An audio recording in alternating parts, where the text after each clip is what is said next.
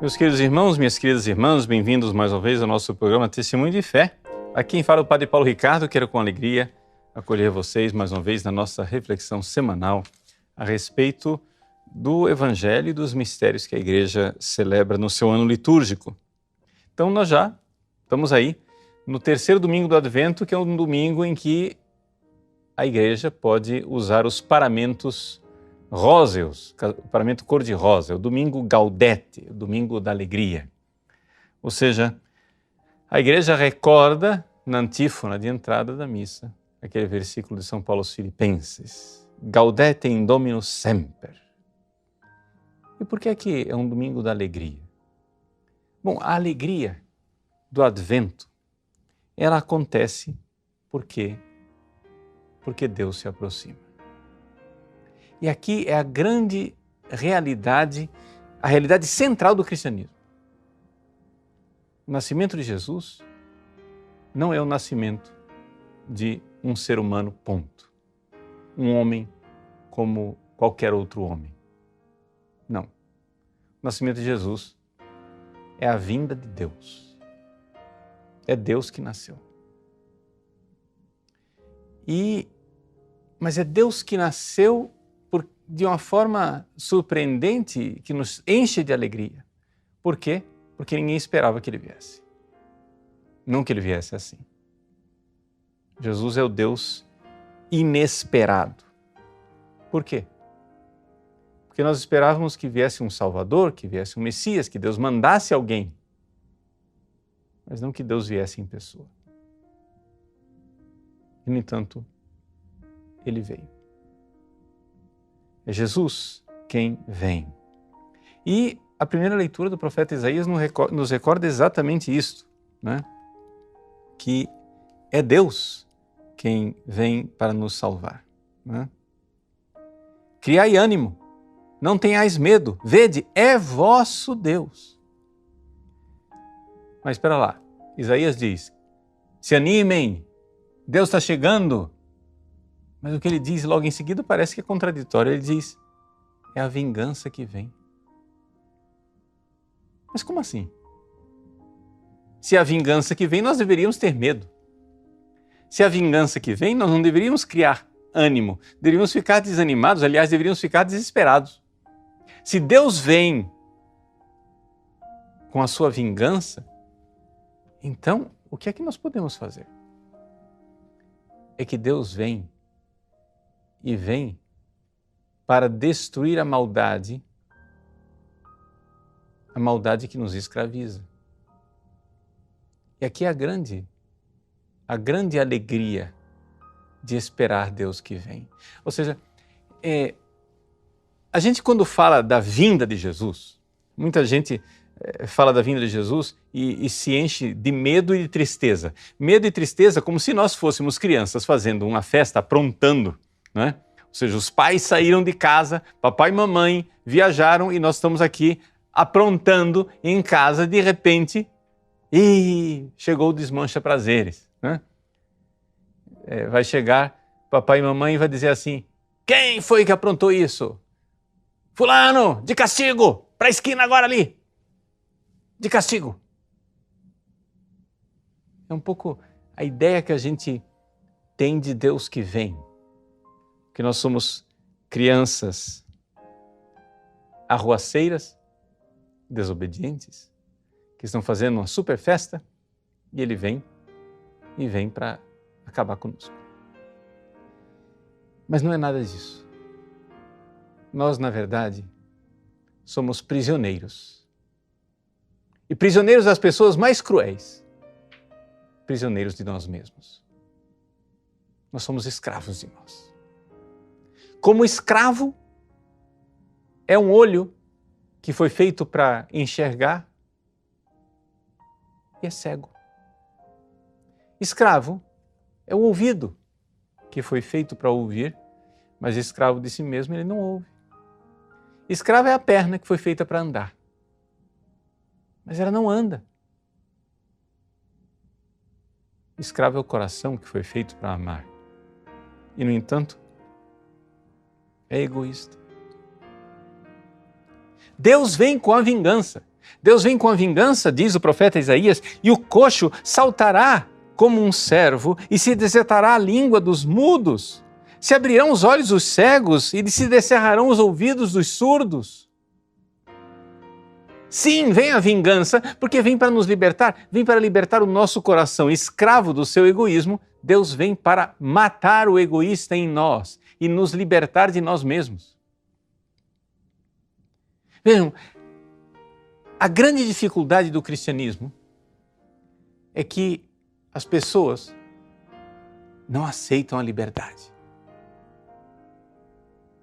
O cristianismo, a Santa Igreja Católica, ela prega a liberdade. E aqui eu digo, eu corrijo, eu disse cristianismo, mas não é o cristianismo, é a Santa Igreja Católica. Porque, de certa forma, o protestantismo caiu nessa armadilha do fatalismo, do predestinacionismo, de dizer nós não somos livres para pecar. Ou seja, o ser humano, a humanidade inteira quer criar alguma razão para não ser responsável pelos seus atos. Ah, eu fiz isso porque o diabo me obrigou. Ah, não, eu fiz isso porque foram os meus traumas infantis. Meu pai batia em mim quando eu era criança. Ou a minha mãe me abandonou num orfanato. Ah, eu fiz isso porque eu abusei das drogas. Ou então, eu me viciei no sexo. Eu fiz isso porque eu não sou livre.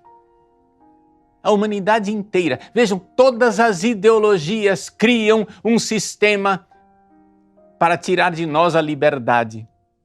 E a Santa Igreja Católica defende a liberdade. Os marxistas dizem, não, coitadinho, ele não foi responsável por isso, ele é um oprimido do sistema. É a sociedade injusta que fez com que ele, que é um oprimido, roubasse, matasse, estuprasse, cometesse incesto, fizesse atos terroristas, fosse genocida. Ou seja, o que dizem os sábios deste mundo? Os sábios desse mundo dizem que nós não somos livres. Todos os sistemas que o ser humano, com as suas caraminholas na cabeça, inventaram, foram sistemas para dizer, pobrezinho do ser humano, você não é responsável pelo que você fez. Alguém é culpado. Os evangélicos pentecostais, o culpado é o diabo. Para os calvinistas, o culpado é Deus mesmo na sua predestinação. Os luteranos, o culpado é que a natureza foi completamente prejudicada com o pecado original e nós não podemos deixar de ser pecadores. E então assim a humanidade vive acorrentada, mas acorrentada por correntes que nós próprios criamos. Nós mesmos criamos as desculpas, as muletas. Nós temos pernas que poderiam andar, mas nós criamos as muletas para não andar. Nós somos livres. Meu querido, minha querida, meu irmão e irmã, você que me ouve hoje, a Igreja, a Santa Igreja Católica, a única instituição neste mundo, pelo menos a única instituição de relevância internacional e histórica neste mundo, que defende a liberdade humana e diz, você é livre porque Deus é livre. Deus foi livre o suficiente para criar você livre e para deixar que você estragasse tudo e que você arruinasse tudo. E, portanto, você que pecou, você merece mesmo o inferno e não crie desculpas. Não invente conversinha. Essa é a primeira tragédia. A primeira tragédia é uma grande alegria. A alegria de que o ser humano é livre. Mas o ser humano feito livre por Deus, Deus correu o risco de nos fazer livres. Deus foi livre o suficiente para nos fazer livres.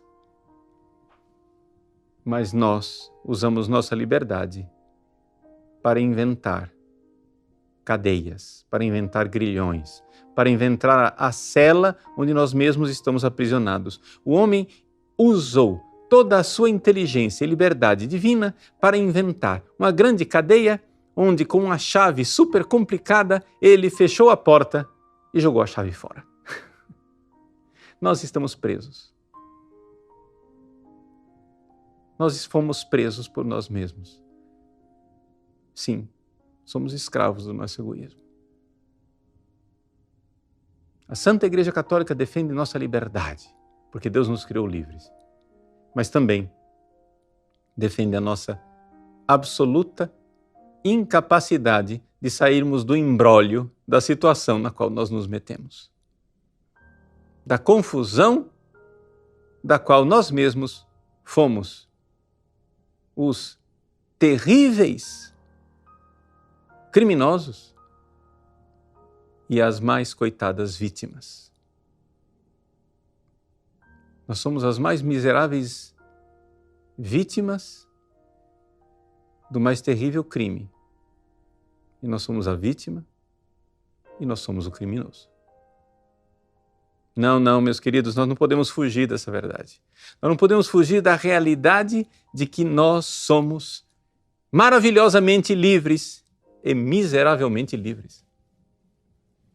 Maravilhosamente livres, mas de uma liberdade onde nós mesmos criamos a nossa escravidão e a escravidão do pecado.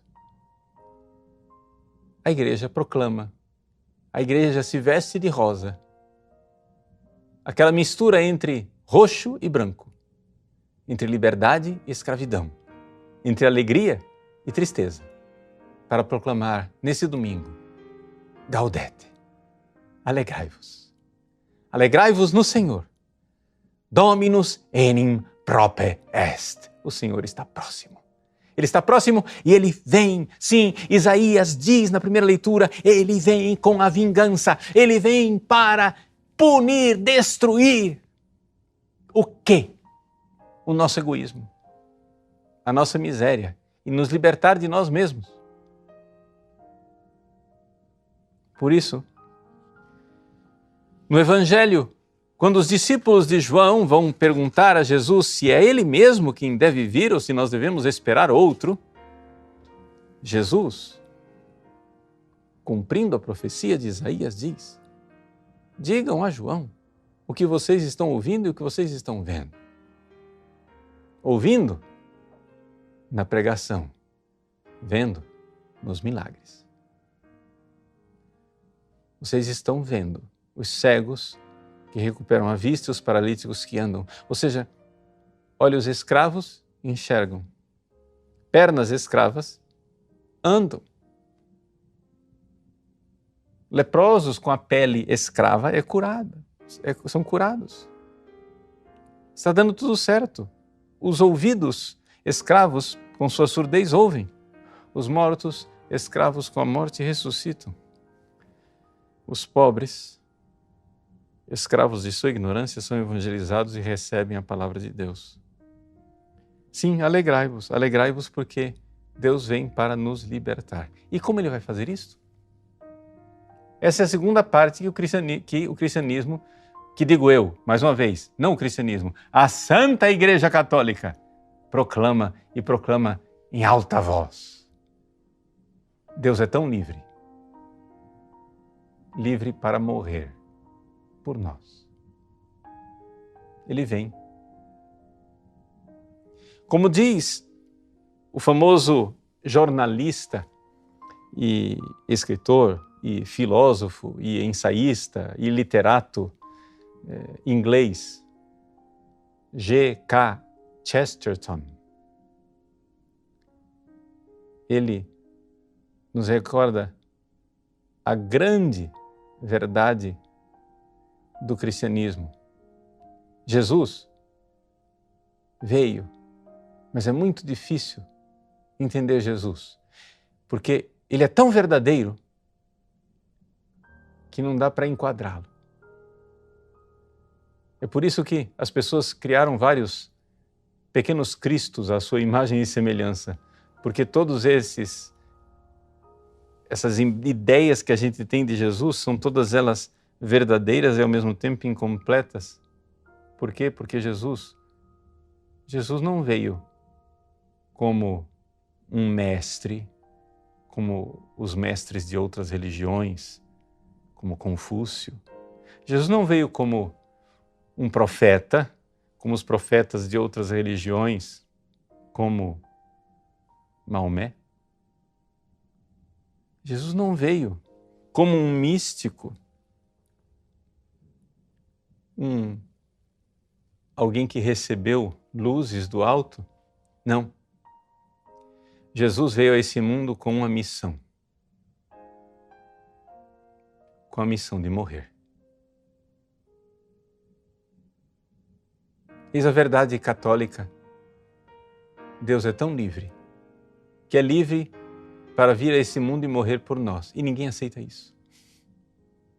Vejam, o mundo inteiro se rebela e esperneia porque não aceita duas liberdades. A primeira, eu já falei, a liberdade do homem.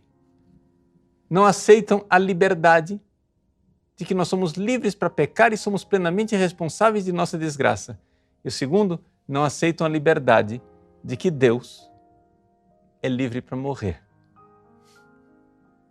A liberdade do homem e a liberdade de Deus. Todo mundo aceita Jesus, mas Jesus tem que ser um iluminado, um profeta, um guia, um mestre, alguma coisa. Mas não aceitam que Jesus seja Deus. E que Deus seja livre para vir, nascer de uma virgem em Belém, e que Deus seja livre para morrer e morrer por nós. E, no entanto, é isso mesmo. Vejam, Jesus é Deus. Quando, no evangelho desse domingo, São João manda os seus discípulos perguntarem se Jesus é aquele que deve vir ou nós devemos esperar um outro, São Tomás de Aquino, comentando essa passagem do evangelho, no seu comentário a São Mateus, ele diz assim, algumas pessoas acusam São João Batista, dizendo que João Batista duvida que Jesus seja de fato o Messias enviado por Deus. Mas Tomás de Aquino diz assim, isso não é possível, porque duvidar que Jesus seja o enviado de Deus e Deus que se fez homem é apostasia, é negar a própria fé. E São João Batista é santo, ele não podia cometer o pecado de apostasia. São João Batista sabia perfeitamente quem era Jesus. Então por que ele pergunta? Bom, ele pergunta porque São João Batista, neste momento, nos recorda o evangelista São Lucas, nesse momento São João Batista estava na cadeia, estava na prisão, e os seus discípulos que seguiam São João Batista até então, precisavam agora ser conduzidos até Jesus. João Batista já tinha dito isso. Eis o Cordeiro de Deus que tira o pecado do mundo. Ele já tinha apontado para Jesus pessoalmente. Mas nem todos seguiram. Mas agora que ele estava preso, João Batista envia os seus discípulos pedagogicamente para que eles vão lá e enxerguem com seus próprios olhos e ouçam com seus próprios ouvidos a pregação de Jesus e, por isso, comecem a seguir Jesus. E aí, Jesus, no evangelho de hoje, quando os discípulos de João Batista vão lá levar a mensagem de volta para João Batista, Jesus elogia São João Batista e diz que ele está cumprindo a profecia de Malaquias. Malaquiá quer dizer o mensageiro de Deus. É um profeta cujo nome nós não sabemos quem é. O profeta Malaquias, nós não sabemos qual é o nome dele, porque Malaquias não é nome. Malaquias é título. É o mensageiro de Deus, ou seja, o anjo de Deus. Malach é o anjo, é o mensageiro. E o nosso grande doutor Santo Tomás de Aquino diz assim, o profeta Malaquias não é? Aqui, ele usa essas palavras que são o próprio nome dele, né? Ele diz, eis que envio o meu mensageiro à tua frente, ou seja, eis que eu envio o meu anjo à tua frente. Por que é que São João Batista é chamado de anjo, se pergunta Tomás de Aquino? São João Batista é chamado de anjo e não de profeta. Porque ele é mais do que profeta. Jesus diz, é mais do que um profeta. Sabe por quê? Porque o profeta fala de Deus sem tê-lo visto. O anjo vê Deus face a face e fala de Deus. João Batista viu Deus vendo Jesus. Por isso João Batista é mais do que os profetas do Antigo Testamento. Os profetas do Antigo Testamento eram mensageiros de alguém que eles não viam. João Batista é mensageiro de alguém que ele vê. Ele viu Jesus. Ele apontou para Jesus. Ele viu Deus. E Deus é este homem, Jesus Cristo. Por isso João Batista é anjo. Não por natureza, porque é um ser humano, mas por título e por missão, porque como os anjos, ele enxerga Deus e fala de Deus. Eis que envio o meu anjo à tua frente. Ele vai preparar o teu caminho diante de ti. Meus irmãos, minhas irmãs, estamos vivendo o domingo da alegria. Uma alegria dramática. Chesterton, que eu citei no meio dessa pregação, ele dizia assim, o cristianismo, ele consegue unir duas coisas mas bastante disparatadas. Ele consegue unir o drama com a alegria. Nós, cristãos, temos a inteligência de ver a piada nas coisas. Então, todo cristão